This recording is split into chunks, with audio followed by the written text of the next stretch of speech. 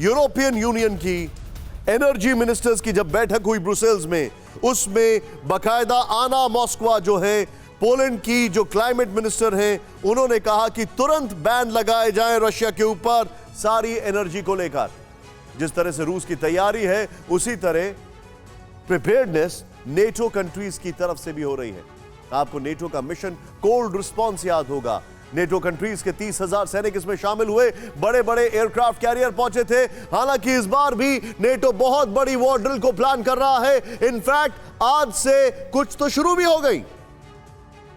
2022 exercise defender 2022 और exercise Swift response शुरू हो रही है। इस एक्सरसाइज में 20 से ज्यादा देशों के जवान हिस्सा लेने वाले। टैंक्स और एम्यूनिशन के साथ 18,000 जवान वॉर ड्रिल में पार्टिसिपेट करेंगे। असल में इस बार नेटो की तरफ से पूरा वॉर एक्सरसाइज का कैलेंडर जारी हुआ है। जाहिर है इस बार भी नेटो का पूरा फोकस, पूरी ताकत ईस्टर्न यूरोप को लेकर है। कहा जा रहा है कि जो 18,000 जवान वॉर एक्सरसाइज में आ रहे हैं, वह एस्टोनिया, लैटविया के बॉर्डर पर अपने वॉर स्किल्स दिखाएंगे। इस बार पोलैंड भी नेटो की 2 वॉर एक्सरसाइजेस में शामिल हो रहा है। आज से करीब 9 यूरोपीय देश में ट्रोजन फुटप्रिंट नाम की वॉर एक्सरसाइज शुरू है। आपको बता दें कि कुछ दिन पहले ब्रिटेन ने ईस्टर्न यूरोप के लिए 8,000 जवानों की तैनाती की थी, जो कि 2 यूनिट भी नहीं होते वैसे। सच्चाई है। यानी अब रूस की न्यूक्लियर धमकियों का जवाब ग्राउंड पर दिया जा रहा है। वॉर ट्रेनिंग के जरिए मसल फ्लेक्सिंग हो रही है। लेकिन इस सब के बीच में रूस वर्सेस नेटो का जो गेम हो रहा है, कोई सोच सकता है कि फिनलैंड का क्या हो रहा है, स्वीडन का क्या हो रहा है, जो कि नेटो में जाना चाहते हैं, लेकिन नेटो में जाने के नाम से रूस उन पर हमला कर सकता है, लेकिन नेटो उनको बचा नहीं सकता है ना विडंबना। देखिए इस रिपोर्ट।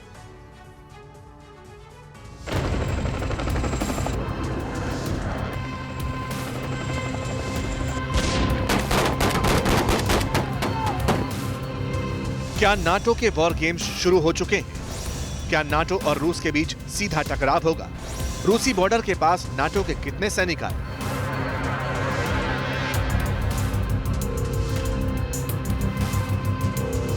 ये सवाल इसलिए है क्योंकि रूस यूक्रेन वॉर के बीच पहली बार नाटो ने बहुत बड़े पैमाने पर अपने वॉर एक्सरसाइज का कैलेंडर जारी कर दिया है। ग्राउंड पर बूट्स मौजूद हैं, यानी जवान कॉम्बैट मोड में हैं।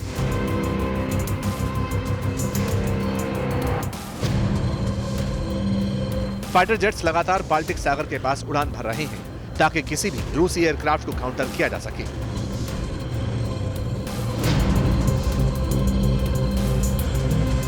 कुछ वक्त पहले ही मिशन कोल्ड रिस्पॉन्स में नाटो कंट्रीज के 30,000 सैनिक नॉर्वे में जमा हुए थे। इस एक्सरसाइज को लेकर कहा गया था कि इंटीग्रेशन बेहतर बनाना और सप्लाई लाइन को और दुरुस्त करना इसका मकसद है, लेकिन सवाल टाइमिंग को लेकर थे, क्योंकि रूस यूक्रेन जंग के बीच कोई भी मिसकैलकुलेशन महातबाही को न्योता दे सकता है। हालांकि अब लगता है कि नाटो ने नए सिरे से खुद को मजबूत करना शुरू कर दिया है, इसलिए back to back war exercise के नाम पर पावर गेम्स, पावर ऑप्टिक्स दिखाने की होड़ शुरू हो गई है। रूस से टेंशन के बीच टैंक, तोप और 18,000 सैनिकों के साथ युद्धाभ्यास करने उतरे नाटो के मुल्क। एक साथ 20 देश 2-2 युद्धाभ्यास कर रहे हैं। ये वॉर एक्सरसाइज पोलैंड समेत 8 देशों में हो रही है। डिफेंडर यूरोप 2022 और स्विफ्ट रिस्पॉन्स 2022 नाम की वॉर एक्सरसाइज है। पोलैंड की सेना के मुताबिक 27 मई तक वॉर एक्सरसाइज जारी रहेगी। हालांकि ये सिर्फ एक फ्रंट है, नाटो का दूसरा जोन भी एक्टिव है। ऐसी जानकारी है कि यूरोप के कई देशों में आज से ही एक और वॉर एक्सरसाइज शुरू हो चुकी है, जबकि 13 मई तक एक्सरसाइज का दायरा बुल्गारिया तक भी पहुंच जाए। इस वॉर एक्सरसाइज का नाम ट्रोजन फुटप्रिंट बताया जा रहा है। स्पेशल ऑपरेशन फोर्स के 3300 जवान इसमें शामिल हो रहे हैं। 2 हफ्ते तक चलने वाले एक्सरसाइज में जॉर्जिया भी शामिल है। इसके अलावा फिनलैंड और स्वीडन भी पार्टिसिपेट करेंगे। वैसे जहां तक एक्सरसाइज स्विफ्ट रिस्पॉन्स की बात है, तो कहा जा रहा है कि इसमें 4500 ट्रूप शामिल हैं।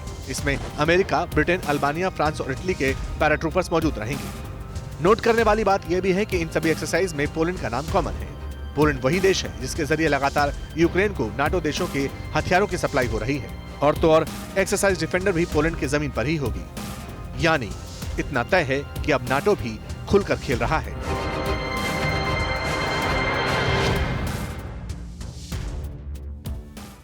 अड़ी, सोमवार से शुक्रवार शाम 6 बजे सिर्फ TV9 भारतवर्ष पर।